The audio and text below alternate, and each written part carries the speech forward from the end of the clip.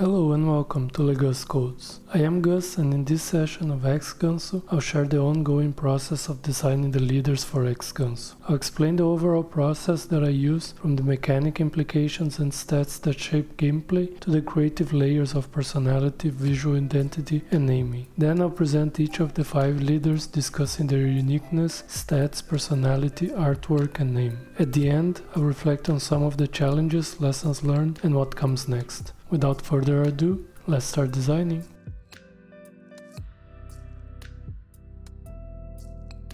After some experiments, I realized that for me, mechanics and system design come first when creating game concepts. The starting point was to define what is a leader and what makes them unique. Given my inexperience in game design, I wanted something solid, manageable, and meaningful. I decided that each leader should provide a unique global passive aura for the flock and have a unique active skill. From there, I explored which auras and skills best matched each class. Drawing inspiration from other games and feedback from ChatGPT, I listed potential attributes each class could influence, then chose the ones that created distinct playstyles. At this stage, I leaned on familiar class stereotypes rather than subverting expectations to keep the design grounded. Finally, I defined initial attributes for each leader to further highlight their differences and round out the set. With the mechanics in place, I moved to what I find the more challenging part, the creative side. Based on each leader's aura and skill, and with the help of ChatGPT, I developed their personality traits and style, making sure they felt believable and distinct from one another. To wrap up, I asked ChatGPT to generate a fitting short bio and motto for each leader. Next came the visual reference. I used ChatGPT and Copilot to generate artwork ideas of how the leaders might look, based on the description I had.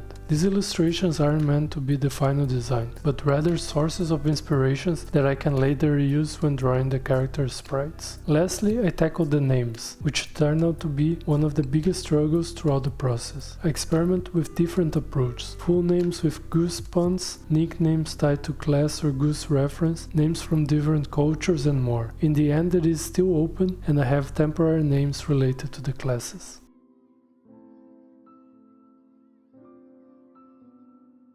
The first leader is Zenith, the archer, the long-range sniper. With unmatched attack range and excellent movement, he can strike from nearly anywhere, yet his low defense and initiative demand careful positioning and foresight. His aura, Sky Reach, extends the flock's attack range, and his skill Quick Draw allows him to strike multiple targets in a single turn. Zenith is a meditative wanderer, still as a pond before dawn. Every arrow is loosed only when the moment is perfect, never rushed, never wasted. His quiet focus guides the flock, teaching that victory comes not from haste, but from clarity. His motto is, "Still the heart, and the arrow finds its path."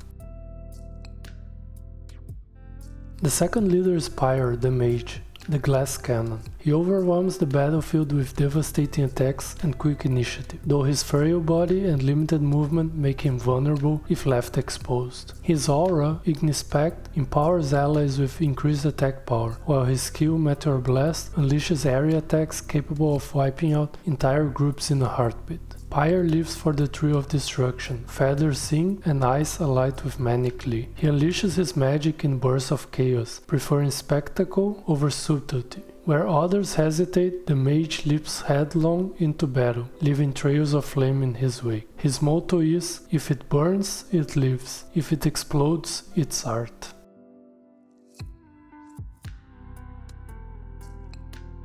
The third leader is Bulwark, the knight, the frontline tank. Solid as a rock, he intimidates enemies with his high health and defense, though he lacks the attack power to defeat foes on his own. His aura, Vital Wings, boosts the health of the flock, and his skill Guardian Stand strengthens himself and nearby allies. Bulwark is composed and unwavering, a shield bearer who embodies the weight of duty. Where others falters, he endures, holding the line with quiet strength and unshakable resolve. His honor is not spoken, but proven in every act of protection. His motto is, "My strength is not mine alone."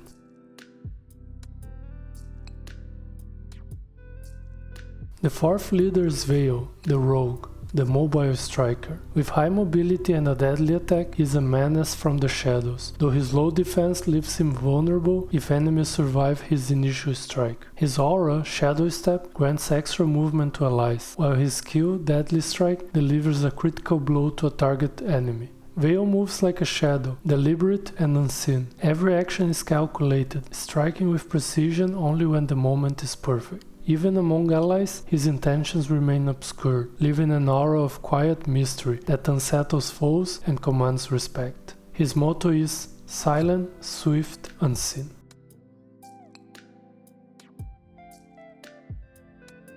The fifth and final leader is Lyric, the Bard, the hasty support. With high initiative and HP, he can stay in the thick of battle to support his allies, though his low attack and limited mobility make him dependent on careful positioning and the flock's firepower. His aura inspiration quickens the flock's actions, while his skill, Resonant Chord, heals the entire flock. Lyric moves through the flock like a bright melody, lifting spirits and guiding allies with infectious energy. Playful and optimistic, he finds hope even in the darkest moments, turning every challenge into a story worth singing. His presence inspires courage, making the flock stronger together. His motto is, "Where there's a song, there's a way."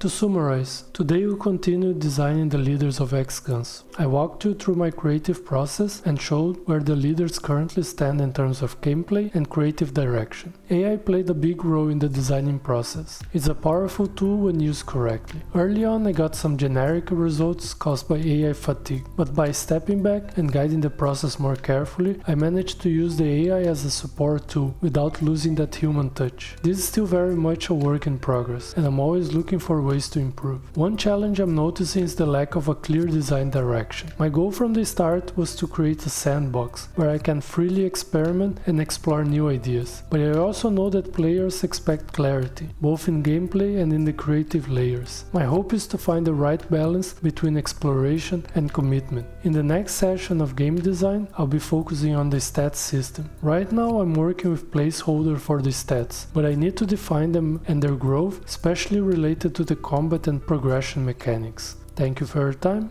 and see you in the next session.